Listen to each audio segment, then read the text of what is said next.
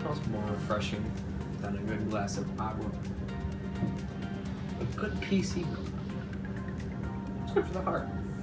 But anyways, I am bringing you guys a spare parts machine. Woot woot. This machine is composed of half and half. I have a lot of spare parts laying around, so I had the initiative to build another gaming PC, of course. Why not? Who wouldn't? Let's go.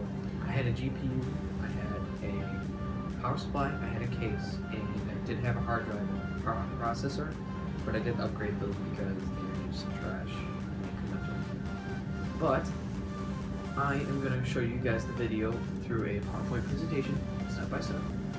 If you have any questions, keep it to yourself. Go through this. First, we have the CPU.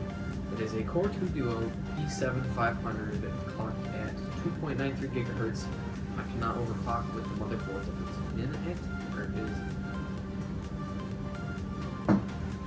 motherboard that's whatever. It is a obviously dual core processor. I mean, that's not as mischievous as the Core 2 Quad. What does that mean? Anyway, it is released in 2009, quarter one. But overall, it's a decent dual core processor for the money I paid. I paid $10 for 3 of them. But we're not going to be playing Star Wars Battlefront or Witcher 3 or GTA 5. This machine might be able to do it, but that's not my plans for this. Now, as we move on, obviously, if you buy any used PC build, this is also what I forgot to tell you I bought. I did buy this previously, as I've had this lying around in a machine already, but the machine and that cooler was no improvement. So I junked the cooler out. It's a Cooler Master Hyper T2, 2 heat pipes, a 180mm fan, and that's about as fancy as it gets. It doesn't really do any fancy cooling with the Core 2 Duo either. It's just you need one. The motherboard is an Intel DQ45CB motherboard. It is a LGA 775. It has 4 DDR2 slims for up to 800 megahertz, no 1066 or 1333, no extreme Intel motherboard. It's just a regular desktop. That's why I can't overclock. But what it does have, what's really important, is it has a PCI 16 slot. That's good enough for gaming, because guess what we get to put into it? RAM. Just kidding. I don't know what the movie said. But we have 4 gigs. I have 4 1 gig DDR2 modules that are underclocked to 800 megahertz. These are gaming modules. 2 of them are G-Skills, Ripjaws, or whatever back then. 2 G-Skill DIMMs and 2 Corsair DIMMs. Corsair can go up to 1066, and the G-Skill just stays at 800. So the Corsair had to underclock, and no problems. Now this is the main puncher thing. It is a EVGA GTS 8800. I have that backwards, I think. Actually, I think it's 8800 GTS. I don't know, those are running back there for PC gaming, so I don't know. But it's a 640 megabyte card. I don't remember the clock speed. What we should really focus on is more towards the VRAM aspect of this card. There is a 320 megabyte edition that for sure would not do it. It depends. Some games require more clock speed. Some games just require a hell of a lot of VRAM. I noticed that problem with my 780 Ti.